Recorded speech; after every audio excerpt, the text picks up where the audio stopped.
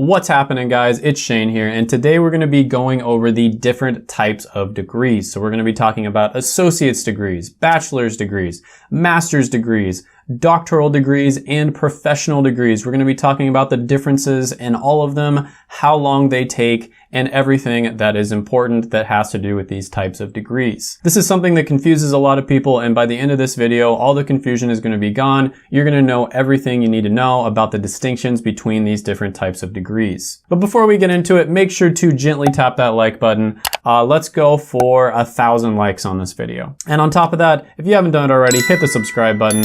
Only about 20% of you are subscribed. The rest of you are just lurking on my videos. Come on now. So the first one we're going to talk about on this list is the easiest one to get. It doesn't take as much time. That's going to be the associate's degree. These degrees are typically going to take around 2 years. You can attend a community college or a university in order to receive one. And this is your first degree that you can get, very bare bones. It takes around 60 credit hours in order for you to receive it. And for the most part, most of your associate's degree is going to be comprised of general education or prerequisite classes. These are going to be your basic intro level, like 101 type classes, English 101, Math 101, Psychology 101, etc. And then depending on what major you pick, there is going to be a small amount of classes that are going to be devoted to that major. And to be honest with you, many people actually end up skipping the associate's degree altogether if they're going for a bachelor's. However, if you're somebody who doesn't want to go to 4 years of school, or you want to go to a community college, you don't want to go to the more expensive state schools or public or private schools, there are some very good associate level degrees that you can get. I've talked about this in several videos where I go over some very solid associate level degrees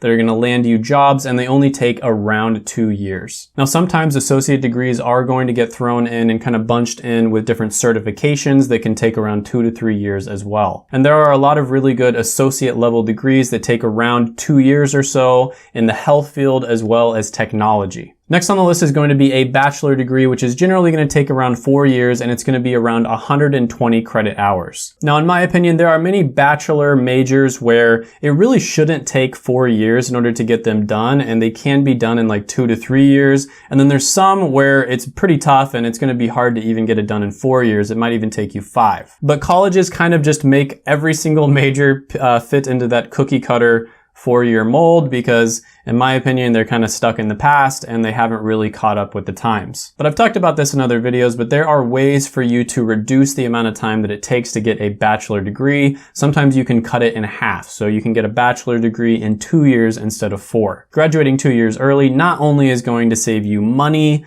time, but it's also going to save you opportunity cost because you can start working 2 years earlier than everybody else. Now, when it comes to your return on investment for how much you have to spend in order to get a degree versus how much it's going to return to you, out of all these different types of degrees, the bachelor degree does seem to be, on average, the one that gives you the best ROI. And what I mean by that is the next one on the list, which is going to be a master's degree, is going to cost quite a bit more, but it's not going to make you all that much more when it comes to your future projected salary. And that's because one of the things that's great about getting these undergraduate level degrees, which would be the associate's degree and the bachelor degree, is you only have to take out undergraduate loans. And undergraduate loans are much more favorable in many different ways than the grad plus loans you have to take out to go to grad school. So there's a lot to this, but for one thing, the interest rates on undergraduate loans are going to be somewhere around 3 to 5% usually,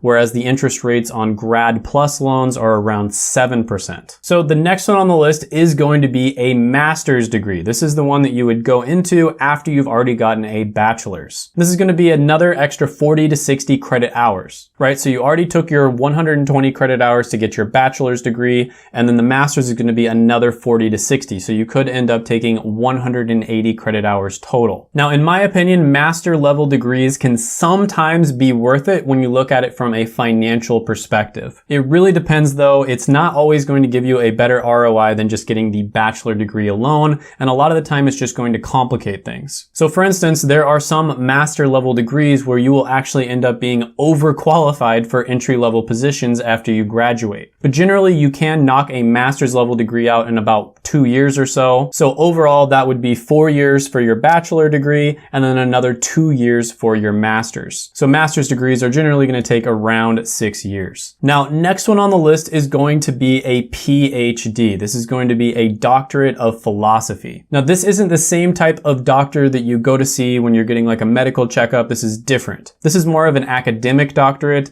And basically a simple way of describing this is, you get your associate's degree and you know a little bit about a subject, right? You know a decent amount about it. You get your bachelor's degree and you're pretty well versed in the subject. You know a lot about it. You get your master's degree and you're like an expert. Like you are a master in that subject. No pun intended. If you get a PhD, you know so much about a certain subject that you can actually move the entire field forward and discover completely new things. So you have such a high level understanding of the subject that instead of having to read the books, you can write the books yourself. Now, a PhD, they say takes around 90 credit hours or so, but there's actually a lot more to it than that. First of all, when you're doing your PhD, you're going to be doing a lot of hands-on work. A lot of the time you're going to be working like 8 to 12 hours a day. You might be doing it in a lab or an office setting, kind of depending on what degree you're going for. And on top of that, you have to write what's known as a dissertation. That is original research, and then you have to defend that original research in front of a panel of experts. If you're able to successfully do this, then you can graduate with your PhD or your doctorate level degree. Now, a lot of people think in theory that a doctorate only takes another 2 years because they think of a doctoral level degree as 8 years total, right? So the associate's degree was 2 years,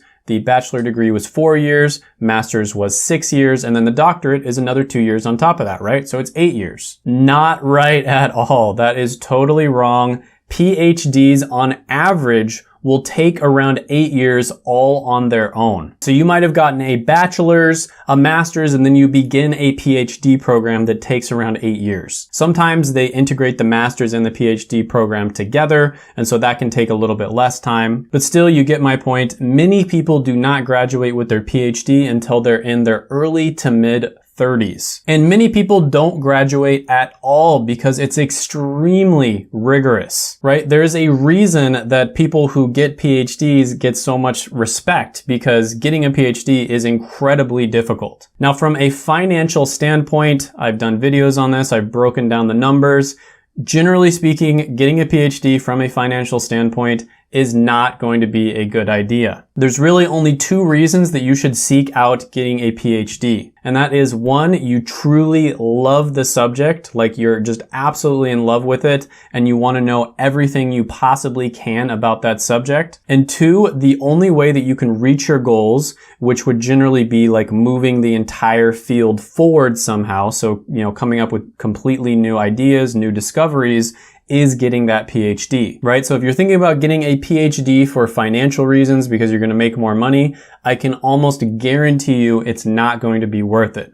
Sometimes master's degrees can be worth it financially. PhDs almost never. Now, the next one on the list I'm going to talk about is going to be professional degrees. Now, professional degrees are usually master's or doctorate level degrees, but do not get them confused with PhDs. PhDs and professional degrees are not the same thing, right? So you might get your medical doctorate, but that is not a PhD. That is not a doctorate of philosophy. Medical doctors don't have to create a dissertation and then defend it, for instance. So it's completely different. Generally speaking, professional degrees are the highest paying type of degree on average. They're also going to generally take less time to complete than a PhD. So for instance, a PharmD, that's a professional degree, that's the degree that I have, that can take sometimes 6 to 8 years instead of the PhD, which a lot of the time is going to take 10 to 12 years. And that includes all of the undergraduate study as well as the postgrad study. So some examples of professional degrees would be a JD, that's what you would get in order to become a lawyer. Another one would be a MPA or Masters of Public Administration. Another one would be an MSW or Masters of Social Work. And one thing you'll notice about nearly all of these professional degrees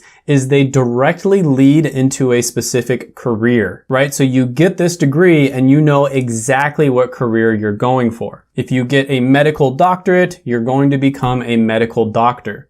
If you get a PharmD, you're going to become a pharmacist. If you get a JD, you're trying to become a lawyer. Whereas with a lot of other types of degrees, it can be a lot more wishy-washy. You think you're going to go into this field, you graduate, you can't find a job, and you end up getting a job in a completely different field. So that's one of the great things about professional degrees is they tend to be very straightforward in terms of what type of degree you're getting and what career you're going into. But with that being said, professional degrees also tend to be the most expensive. They're even more expensive than PhDs. But they do tend to make the most out of all the different types of degrees by far. And another thing is they do tend to be able to be done faster than your average master's or doctorate level degree. So there are a lot of opportunities to take accelerated routes and basically cut corners when you're getting these types of degrees. So for instance, I was able to get my doctorate, my PharmD, in about 5 years and 9 months. Whereas generally speaking, it takes most people around 8 years to get it. Now, if you want to find out how I did that, I go over that in great detail in my course, College 101, down in the description below.